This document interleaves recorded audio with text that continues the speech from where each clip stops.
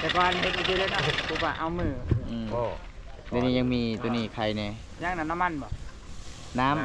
ำคือว่าเป่ามันแห้งแล้วคือหมดยันมันใหม่แห้งโอ้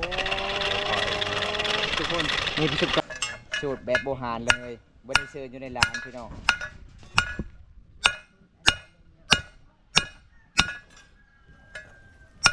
สวัสดีเฮ็ดหยังมันตันเต้าบ่ได้เฮ็ดหยัง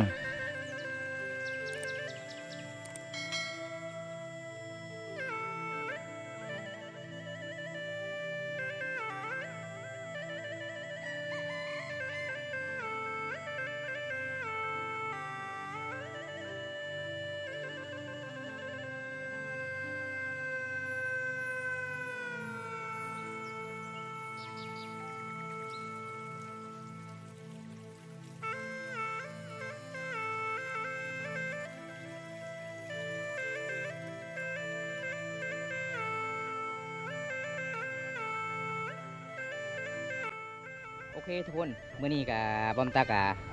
เดียวกับสิรับชมเขตชนบทนี่พี่น้อยบรรยากาศยังแรงนี่เป็นหมู่บ้านที่เมืองนอกกับตัวเมืองวิวกับมวลหลายเด้เขียนนี่เด้เพราะว่าเขาในเบื้องทางใดก็จะเป็นภูเขาหมดพี่น้องก็คือตีนภูเขาทั้งนั้นเด้อันนี้จะเป็นเฮือนเขาเจ้าโอ้ยพี่น้องอุดมสมบูรณ์เด้มีตีเฮือนใหม่ใหญ่ๆพี่น้องเอ้ยเป็นครั้งแรกที่ในชีวิตหมู่บ้านนี้แต่เสียดายบ่มีน้ำกินพี่น้องเขตนี้เด้เห็นบ่บรรยากาศมวลหลายพี่น้องชาวลาวหรือว่าเผ่าชนบทเขตนี้ชุมพรมังกรก็มวลหลายเด้เห็นบ่ธรรมชาติเขตนี้พี่น้องอุดมสมบูรณ์มันเป็นติดกับภูเขาพี่น้องนี่ฮัทเทียมส้มเดินทางหมู่บ้านนี้กับโมเมนต์ธรรมดาพี่น้องมันไกลที่สุดกับตัวเมืองกับประมาณ40 ปลายกิโลนี่แหละพี่น้องเลยบรรยากาศยังแรงเห็นบ่เพื่อนกระจอกมีตีเหินรังใหญ่ๆพี่น้อง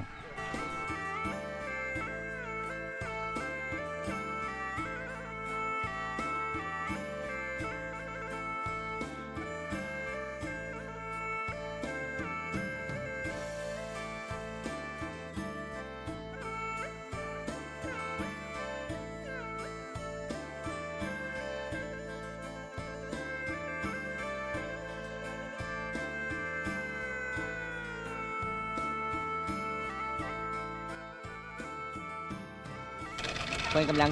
ตีผ้าแบบโบราณแบบบ่ได้ชื่อจะได้หานอยู่ในเมืองเลยแบบเขาเจ้าเฮ็ดผ้าแบบเดิมๆเลยบอกนี่พี่น้องแบบโบราณเลยพี่น้องครั้งแรกจะได้เห็นแบบต้มตาเลาะแต่ละหมู่บ้านก็มีแต่เราผู้เดียวได้เฮ็ดผ้าแบบยังวิถีชีวิตแบบเดิมๆพี่น้องเขตนี้ก็จะเป็นเขตที่เป็นหมู่บ้านที่มันนอกกับตัวเมืองก็เลยเพื่อนกับเป็นสางตีผ้าพี่น้องของชุมเผาเขตนี้ได้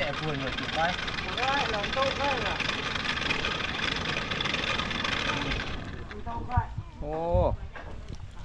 เต้าใช่ป่ะเต้านี่บ่สางตีผ้าพี่น้องตีผ้าแบบครั้งแรกที่ได้เห็นแบบเขตนี้ก็เพิ่นผู้เดียวเด้พี่น้องตีผ้าเด้แต่ละหมู่บ้านก็ยังบ่มีเด้พี่น้องเลยอันนี้เป็นวิถีชีวิตแบบเดิมๆเลยเอกลักษณ์ของชุมเผาบรูเฮ็ดผ้าแบบเป็นหมู่บ้านที่อยู่ตามภูฟ้าปะร่มแบบนี้แหละพี่น้อง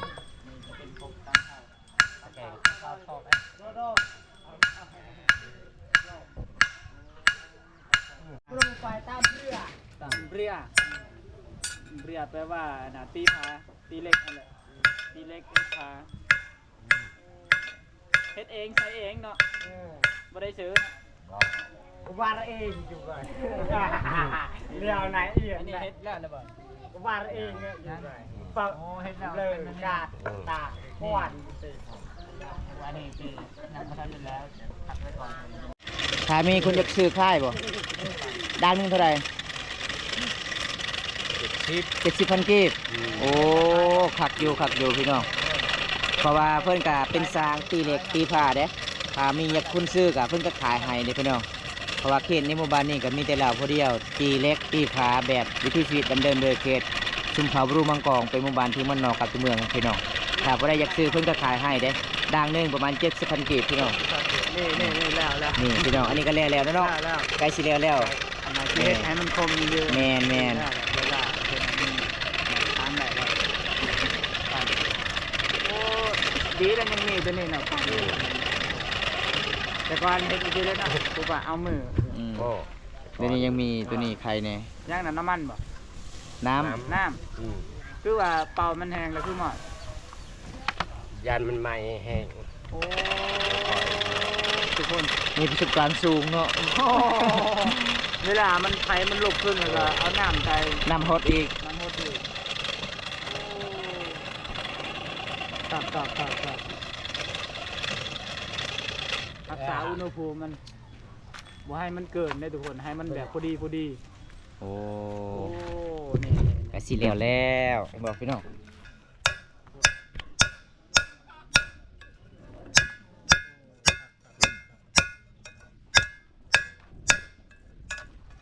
เฮ็ดเองใส่เอง ถ้าได้อยากได้ผ้าก็สามารถซื้อน้ำเพิ่นเด้อพี่น้องด่างหนึ่ง10,000 กีบเป็นขายให้ แบบใดก็ช่างเอา สั่งเอาเลยสางเก่าเขตหมู่บ้านนี้พี่น้อง ตีฟ้าตีเล็กเห็นบ่ครั้งแรกจะได้เห็นในชีวิต หลังจากที่เที่ยวเคสเซนบอดมีแต่เราผู้เดียว ปัญญาของชว ตี บ้น ฟ้าตีเหล็กเห็นบ่สูตรแบบโบราณเลยบ่ได้เชิญอยู่ในร้านพี่น้อง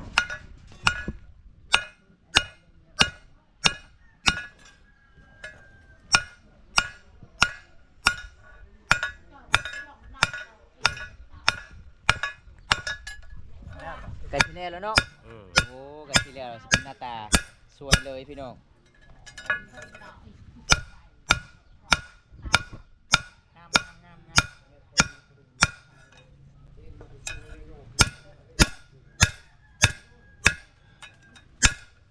ที่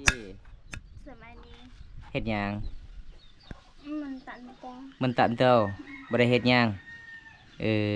น้องอยู่ผู้เดียวบ่อยู่เฮือน อืม อีพ่อไอ้แม่ไปใส่เบิด แง่นปุปะ เนี่ยปุ๊บเปอออกให้แล้ว แต่ว่ามันปลาละเบิด ไปเล่น ไปเรียนแถวบ้านนี่บ่โอ้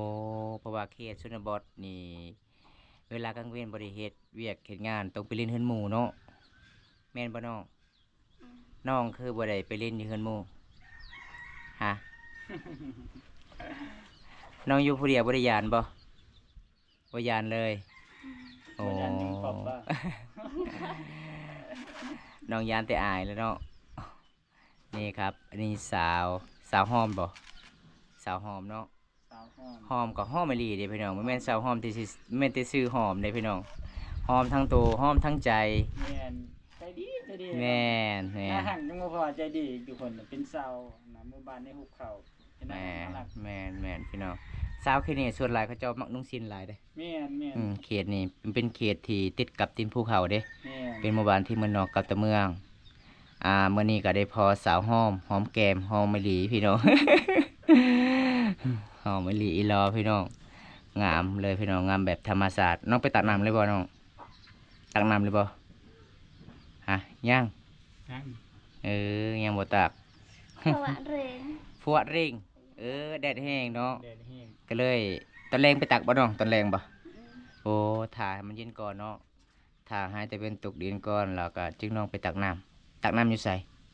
ไอ้พวกอะไร ทางใด ไอ้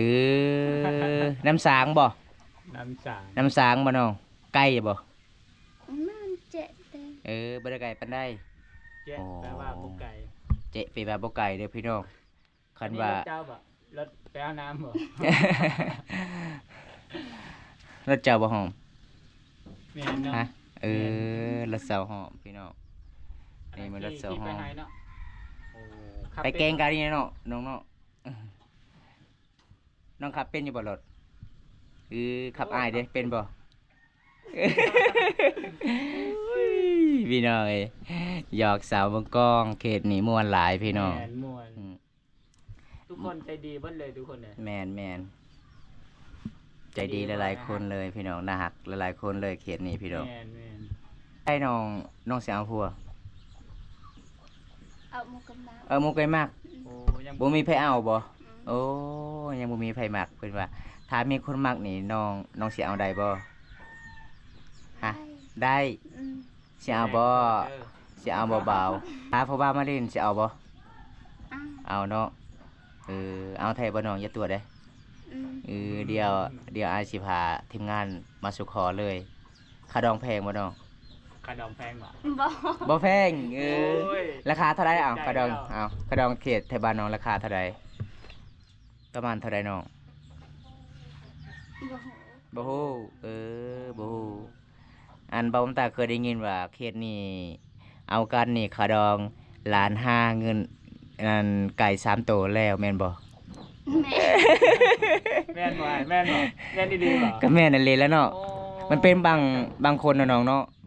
เป็นบางคนบางเหือน สาวห พี่น้ อ อง มดิ สาวหอมเด้สาวหอมก็ซื้อ จักรล้าน ซื้อกับหอมมะลิจักรล้านเอานะ 500,000ก็พอ เอ้ย500,000ก็พอจัดไปหนุ่มไทย500,000ก็พอเพิ่นว่าพี่น้องสาวหอมว่าขะดองสาวหอม500,000ก็พอ เส้นเกียบเด้อทุกคน 500,000กีบบ่ เส้นเกียบบ่ ฮะหรือว่า500,000บาท500,000กีบเนาะเงินลาวเฮาเนาะ ไก่ช่องโตก็พลาดนะ ไก่ทรงตัวก็พอได้จำเหตุพี่น้อง แม่น สาวเขตนี่มวนหลาย ม่วนดีๆทุกคน แม่น อยากให้ทุกคนมาสัมผัสบรรยากาศบ้านๆจันนี่นะคือเฮาจนบ่อยากเมื่อเลยทุกคนเลยอยู่แบบนานๆอยู่กับน้องนุ่ง แม่น อยู่กับเช้าวหอมเดินๆไปฮือให้น้องมื้ออื่น น้องว่าจุดให้ก็บ่ได้ใหม่เป็นจังใดไอ้บุญตาเอ้ยข่อยเกือบเป็นลม ก็เป็นลม จุดไปแล้วพ่นมาตกอีก โอ้ มันตก ย ใจบ่เมื่อวาน แม่นบ่น้องไหม่อยู่บ่บ่ไหม่เลย บ่ใหม่เลย เจ โอ้ตรำแสดงว่าบ่ไหม่เนาะจุดให้แล้วบ่ไหม่เนาะ ตะกาด โอ้ ตะกาดนะไม่ประจำเบิ่ม ตะเบิ้นมุมบ่ให้ โอ้อีพ่ออีแม่ไปจูดแล้วก็บ่ใหม่จ้ำ บ่ไหม่ซ้ำส่วนสาวหอมไปใส่บัดนี้คือบ่ได้ไปจุดนำอีพ่อคันท่าสาวหอมจุดนี่โอ้ยใบเบิดเดียวเลยเกลี้ยงเลย เกียง เออ เกียง เออ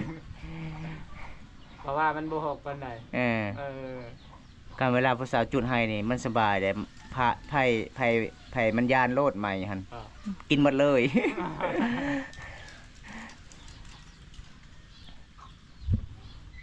เป็นหยังฮอนหลายบ่น้องฮอนหลายไปอาบน้ำไป ไปบ่อายสิพาไป นมแล้ว น้ำลายไม่ว่าหยังน้ำลายยัง ไปบ้านนั่นแหละ ยังบ่ทันได้แรงบ่โอ้ แดดมันยังแห้ง แดดยังแห้งเพิ่นว่า ตอนขณะอาบน้ำตอนนี้ แสดงว่ายังสิไปอาบต่ออีกพี่น้อง แม่น ก็เลยน้องว่าทาให้มันค่ำๆก่อน อากาศร้อนนี้ทุกคนเลยร้อนนี้ดีแล้วเดี๋ยวมื้อแรงให้เบิ่งบรรยากาศชาวหอมหามน้ำ ตำข้าวได้บ่น้องบ่ตำบ่มีข้าวบ่มีข้าวก็เลยบ่ตำอันนี้สาวหอมเด้อพี่น้องสาวหมู่บ้านสะบึสาวติดกับตีนภูเขา แม่น สาวลาวเผามังกร อยู่ในหุบเขาอีหลีแหละ แม่น จนบ่มีสัญญาณอ่ะ บ่มีสัญญาณ โอ้สุดยอดอีหลีทุกคนเลย สัญญาณโทรจนแทบจะบ่อยากมี อืม โอ้ น้องเว้าลาวได้บ่บ่เป็น โอ้ว้าวลาวยัง ตะดัง ได้เลย ตะดังคือบ่เป็น ตะดังแปลว่า เป็นเว้าแต่ภาษาอายบ่ โอ้ เป็นปะ อยู่ใหุบเขาอีหลีทุกคน เป็นบ่เว้าภาษาอายเป็นบ่บ่เป็นภาษาลาวเนาะคันภาษาเราวเทิงนี่เว้าได้เนาะโอ้พี่น้องอันนี้ก็สาวหอมเด้อครับหยอกสาวหอมพี่น้องเขตชนบทกะมื้อนี้บ่ได้พอสาวแมวไปหาปลาก็เลยมาล่มนำสาวหอมอีกพี่น้องเอ้ยบรรยากาศยามตอนเที่ยงพี่น้องเอ้ยมื้อนี้ก็ฮ้อนหลายพี่น้องเขตนี้เด้แม่เมื่อวานเมื่อซื่นนี่ฝนตกบ่หลายบ่คือหมู่บ้านบอมตาพายุเข้าวันนี้เฮือนสันเขาเจ้าปิวหมดเลยพี่น้องบินไปทางผาพุ่น ชาวไทยกันนะฮักเนาะ เสาไฟก็หัก หลายต้น โดยชัยบ่ โดยไทย ใช่ โดยชัยด้วยเนี่ย โดยเนี่ย ข้าวให้บ่มีข้าวนาแม่น ที่ บ่ จะเข้าไฮเด้อทุกคนวันนี้เข้านาเด้อ บ่มีลูกสาวบ่ ลูกชายว่ามัน ฮะ ลูกสาวไปใส่แม่ อยู่เรือนนอน นอน โอ้ ไม่อยากตำเขานี่ ไอแม่เว้าหยังบ่อยากตำข้าว เงาดังดังตา ลูกสาวใหญ่แล้วบ่ไอแม่ น้อยน้อย ไหนน้อย โอ้น้อยซ้ำใดฮะ ดังอยากมาดัง พี่น้อง แม่ถาวมันทำ แม่เท้าอารมณ์ดีเขตนี้เห็นบ่คันสิมาเขตนี้ก็ม่วนหลายและหลายคนก็ยิ้มหน้าหักหลายเด้เพิ่นว่ามีอยู่ลูกสาวแต่ลูกสาวยังน้อยๆส่วนข่อยใหญ่แล้วข่อยสิตามอีกเพิ่นว่า นี่ครับบรรยากาศยามแรงมวนหลายสาวเขตชนบทชุมเผ่าบรูมังกอง บรรยากาศม่วนอีหลีเนาะ มวนอีหลีเขตนี้พี่น้องวิวกับมวนแต่เสียดายบ่มีน้ำเนาะเขตนี้เนาะ หาตังน้ำยากเดี๋ยวต้องต่อคิวกันตังน้ำ แม่นเขาให้จะเป็นมันใหญ่ๆเนาะ แม่นใหญ่หลายๆ แม่นอันนี้ก็จะ แต่ว่า อันนี้ก็จะเป็นโคกแบบโบราณเลย สมัยแบบกระเจ้ากสิมาเจาะโดยท่อนไม้ใหญ่ๆได้อ ไม่แดงบ่ แม่น โอ้ไม่เป็นไม้แกนนี่ด้วย แม่ ไม่ น แด เบิ่ ง งโอ้พี่น้องเขตนี้ใส่ชีวิตแบบดำเดิมเขตชุมเผ่าบรูมังกอง แม่น โอ้จืดให้จบไป โจาะเพละโจาะตะเป้า อ๋ออันนี้ ปะกี้ ตาม เพละปะกี้ปะตะโนล วัตนองก็ให้ตัวเขาบักดีไอ้ โอ้ภาษาลาววานี่ใดแม่ ดำร้าว ตะดังเเพิ่นว่าเขตนี้ก็ว่าภาษาลาวบ่ค่อยออกเด้อเพิ่นว่า คิดนี่ว่าภาษาลาวบ่เป็นเลยแหละ แม่ บางคนก็เป็นบางคนก็บ่เป็นเพราะงั้นเราบ่ฟ้องบ่เก่งเลยนี่ได้เวลาผ่านแล้ว3-4 รอบนี่แหละยังจะได้กิน